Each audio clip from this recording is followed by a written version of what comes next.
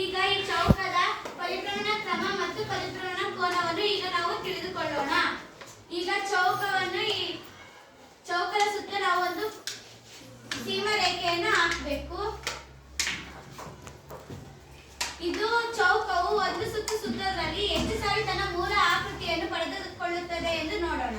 ಇಲ್ಲಿ ಅದಕ್ಕಾಗಿ ಒಂದು ಗುರ್ತು ಮಾಡ್ಕೊಳ್ಳೋಣ. ಇವಾಗ ಎಷ್ಟು ಸಾರಿ ಮೂಲಾಕೃತಿ ಬಂತು ಅಂತ ನೀವು ಹೇಳಿ. ಈಗ ಬಂತ? ಮೂಲಾಕೃತಿ ಬಂದ ಇವಾಗ? ಈಗ ಈಗ ಈಗ ಬಂತ? ಈಗ